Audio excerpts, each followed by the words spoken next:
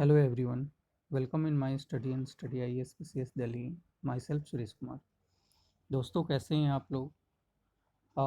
जो भी लोग मेरे चैनल से जुड़े हुए हैं और ख़ास करके IAS PCS की तैयारी करने वाले स्टूडेंट, वे अच्छी तरह से जानते हैं कि मैं आप लोगों के लिए नियमित अभी ख़ास करके करंट और IR के इशू पे जो भी महत्वपूर्ण क्वेश्चन बन सकते हैं, केवल टॉपिक ही नहीं, उस टॉपिक से रिलेटेड कैसे क्वेश्चन आपके सिविल सर्विसेज मेंस में पूछे जाते हैं। और जैसा कि अभी आप लोगों का 66 बीपीएससी मेंस होने वाला है, तो मुझे आज का टॉपिक ऐसा लग रहा है कि 100% क्वेश्चन होना चाहिए वहाँ से, इसीलिए मैंने इसे 100% संभावित प्रश्न के कैटेगरी में रखा है। और ये काफ़ी ही हमारे नज़र में देखें तो एक महत्वपूर्ण प्रश्न है, और स्वाभाविक भी है कि 65 मेंस में भी इस तरह के क्वेश्चन पूछे गए थे। लेकिन ऐसा नहीं है कि 66 में फिर क्वेश्चन नहीं पूछा जाएगा। जिस तरह से कोविड-19 पेंडेमिक हमने देखा, इसके संक्रमण से जो समस्याएं उत्पन्न हुई है, इसको ध्यान में रखते हुए ही ये क्वेश्चन बनाया गया है।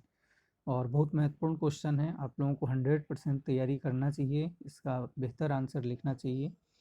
और उम्मीद रखें कि ये प्रश्न आपको दिखेंगे ही दिखेंगे 66 बीपीएससी मेंस में। चलिए आज का क्वेश्चन क्या है वो देख लेते हैं। क्वेश्चन है कि कोरोना संक्रमण को केवल स्वास्थ्य समस्या के रूप में नहीं देखा जा सकता, वरन इसे सामाजिक, सांस्कृतिक एवं राजनीतिक आर्थिक समस्याओं के रूप में भी देखने की ज़रूरत है। कथन की पुष्टि के लिए अपना तर्क प्रस्तुत करें। यानी कोविड पेंडेमिक को केवल हम स्वास्थ्य समस्या के रूप में ही नहीं, इसके बहुपक्षीय प्रभाव को भी देखना है। इंग्लिश में क्वेश्चन है, corona infection can not only be seen as health problem, but it also needs to be seen as socio-culture and political economic problems. Present your argument to confirm the statement. बहुत अच्छा question है। देखिए, इस तरह के जब भी question आप लोगों से पूछें तो क्वेश्चन को पार्ट पार्ट में बांटें, और प्रत्येक पार्ट को जब आप आंसर के रूप में लिखते हैं तो एक व्यवस्थित आंसर भी होता है, खिचड़ी टाइप आंसर नहीं बनता वो। और दूसरा क्या होता है कि आप बेहतर तरीके से अपने आप को रिप्रेजेंट कर पाते हैं। यहाँ जैसे क्वेश्चन है, कोरोना संक्रमण को केवल स्वास्थ्य समस्या के रूप में नहीं देखा जा सकता, यानी स्वास्थ्य समस्या तो हमें दिखाना ही है, इसको अंडरलाइन करेंगे। इसके बाद कहता है कि वरन इसे सामाजिक सांस्कृतिक, तो सामाजिक सांस्कृतिक समस्या कैसा है, क्यों इसे हम सामाजिक सांस्कृतिक समस्या के तौर पे देखेंगे, इसे अंडरलाइन करिए। राजनीतिक आर्थिक समस्याओं के रूप में भी देखने की ज़रूरत है, यानी इसका हमारा स्वास्थ्य, सामाजिक, सांस्कृतिक, राजनीतिक, आर्थिक तमाम पक्षों पे जो इम्पैक्ट पड़ा है, नेगेटिव पॉजिटिव दोनों इम्पैक्ट को आप ज़रूर ध्यान करके रखें और वहाँ पे लिखें। कथन की पुष्टि के लिए अपना तर्क दें।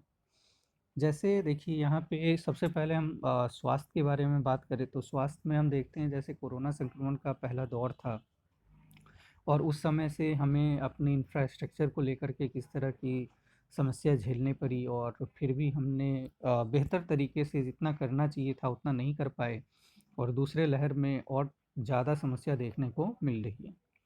हालांकि ऐसा नहीं है कि सरकार अपने स्तर पे प्रयास नहीं किया, प्रयास भी किए गए, चाहे इंफ्रास्ट्रक्चर बढ़ाने के लिए हो, उपकरण बढ़ाने के लिए हो, इंजेक्शन को लेकर के हो, लेकिन फिर भी हम कहें कि उतनी तत्परता नहीं दिखाई गई जितना इसे वैश्विक रूप में हमने देखा, इस महामारी का प्रकोप देखा।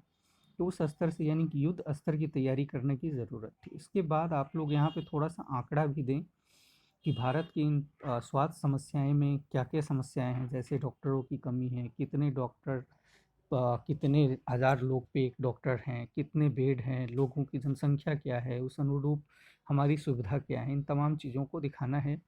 उसके बाद आप अपना ज़रूर सुझाव दें कि इन समस्या को हम कैसे समाधान कर सकते हैं, हमें क्या क्या करने की ज़रूरत है। जब समस्या है तो अपने आप आपको समाधान दिखेगा, और उसी को पॉइंट बाय पॉइंट में थोड़ा सा लिखना है। इसके बाद कहता है कि आप पैराग्राफ जब जंप करेंगे तो लिखेंगे कि केवल कोरोना संक्रमण है, इसे केवल हम स्वास्थ्य समस्या के रूप में नहीं देखेंगे, बल्कि इसने सामाजिक सांस्कृतिक ताने बाने को भी बिखेर करके रखा है, और नई तरह की प्रवृत्ति सामने हमें देखने को मिल रही है।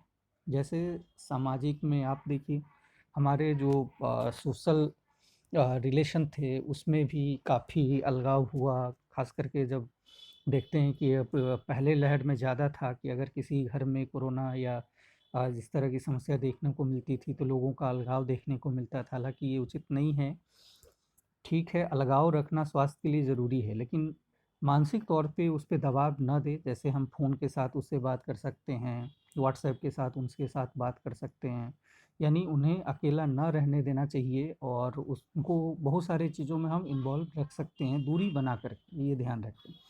क्योंकि जैसा कि हम जानते हैं कि ये संक्रमण ऐसा है कि नज़दीकी से बढ़ता है, तो अपने आप को बचाते हुए कई सारे एक्टिविटीज़ है जिससे हम उनको अपने साथ जोड़ करके रख सकते हैं। जैसे आप सामाजिक समस्या में बहुत बड़ी समस्या ये है कि जैसे हमारे कल्चर में समाज में जो शादी विवाह हैं इन चीज़ों में प्रभावित हुआ। बहुत तरह के हमारे कल्चर प्रभावित हुए हैं। संस्कृति में अभी आप देख लीजिए जो 12 साल पे होने वाला कुंभ मेला है उस पे भी व्यापक प्रभाव पड़ा है। हालाँकि वहाँ पे जो खामियाँ देखी गई है उसे भी आप ज़रूर लिखें, लेकिन आपको इन चीज़ों को तमाम चीज़ों को लिखना पड़ेगा कि किस तरह से हमारी संस्कृति और समाज पे भी इसका इफ़ेक्ट पड़ा है। लेकिन इसके साथ-साथ हमारे पास कुछ पॉजिटिविटी भी समाज में आए, जैसे हमने अपने जीवन को किस तरह से जीना है, उसमें भी सीखने का है, किस तरह से हमें अपने साफ-सफाई पे ध्यान देना है। तो कई सारे पॉजिटिविटी भी लेकर के हमें संस्कृति और समाज में समावेशन हुआ है इन चीज़ों का। राजनीतिक तौर पे आप जैसे देखें कि जैसे चुनाव की प्रक्रिया है, तो चुनाव भारत एक विश्व का सबसे बड़ा लोकतंत्र है। आप इस तरह से शुरू करें और लोकतंत्र और इतने राज्य हैं, तो कहीं न कहीं चुनाव जैसी परिस्थितियाँ बनती है। लेकिन चुनाव आयोग के सामने एक बड़ी समस्या थी कि इस पैंडेमिक में किस तरह से चुनाव को नियंत्रित किया जाए। दूसरी तरफ हम देखते हैं कि राजनीतिक पार्टियों की महत्वाकांक्षा और दबाव के सामने चुनाव आयोग को झुकना पड़ा और ऐसी पैंडेमिक में भी चुनाव करवाने की नौबत आई है। और आप चाहें तो यहाँ पे संवैधानिक प्रावधान दे करके लिख सकते हैं कि ऐसे पैंडेमिक में चुनाव को आगे बढ़ाया जा सकता था। संवैधानिक आर्टिकल और तरीका के प्रोसेस के अनुसार लिखें ये चीज़ें।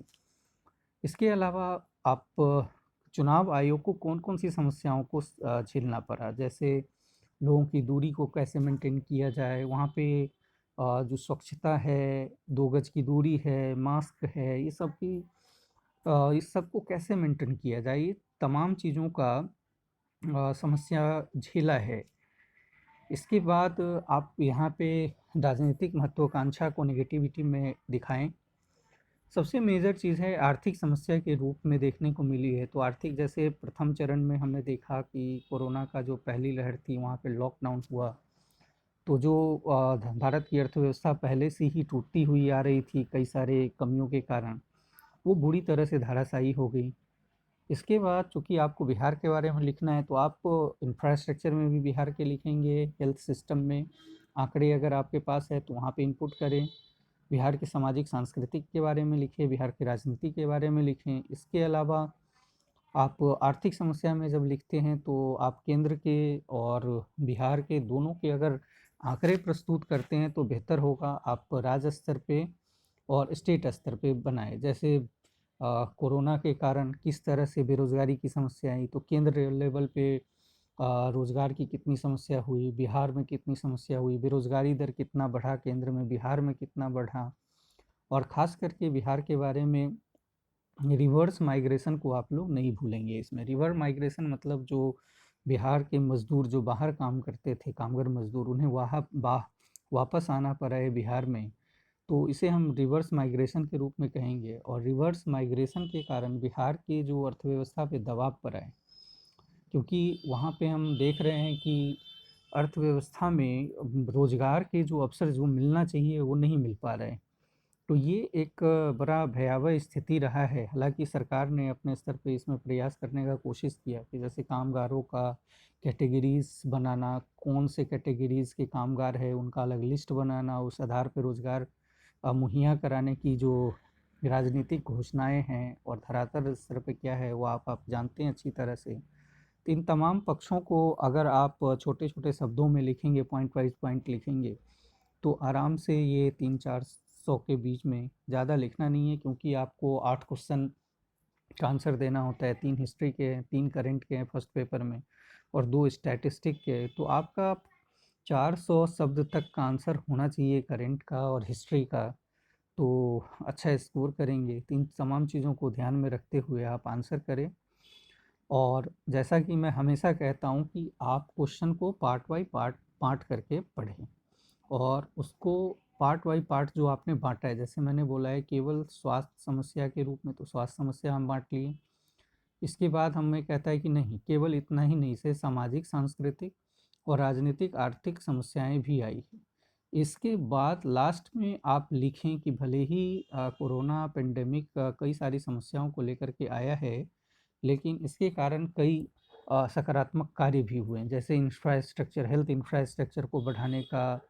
जब समस्याएं आती है तो उसे सुलझाने के लिए हमें कई सारी चीज़ें सीखनी पड़ती है, तो हमें बहुत सारे चीज़ सीखने को भी मिला है। तो थोड़ा सा 2-4 पॉइंट आप पॉजिटिव का भी दें, आपका बेहतर होगा। इसके अलावा लास्ट में देखो, आप लोगों को मैं बता दूं कि यहाँ पे आप लोगों के लिए काफ़ी महत्वपूर्ण है कि 66वीं में किस तरह से मैंने बोला है कि बीपीएससी के स्वरूप को बदलते हुए अनुसार उत्तर लेखन कैसे करें, इस पर जल्दी क्लास होगी। इसके बाद अगर आपका ऑप्शनल हिस्ट्री है तो 67 के लिए, 67 बीपीएससी मेंस के लिए ऑप्शनल हिस्ट्री का एक फाउंडेशन बैच होगा ऑनलाइन। इसका नामांकन शुरू है, तो आप लोग संपर्क कर सकते हैं। और मैं बहुत ही जल्द आप लोगों को खास करके सिविल सर्विसेज एग्जामिनेशन के साथ साथ ऑल कॉम्पिटिटिव एग्जामिनेशन को ध्यान में रखते हुए हिस्ट्री का अपने चैनल पे एक प्रॉपर पीटी, और उसमें दोनों तरह के होंगे, जीएस और जीके, दोनों टाइप का क्लास होगा। हिस्ट्री के बाद और भी सब्जेक्ट जैसे ज्योग्राफी है, इकोलॉजी, इन्वायरमेंट है, पॉलिटी है, तमाम सब्जेक्टों को धीरे धीरे करके क्लास नियमित होगा। तो आप लोग चैनल अगर सब्सक्राइब नहीं कर रहे हैं तो सब्सक्राइब कर लें, अपने दोस्तों में शेयर करें ताकि उनको भी इसका लाभ मिल सके। Thank you everybody, thank you watching.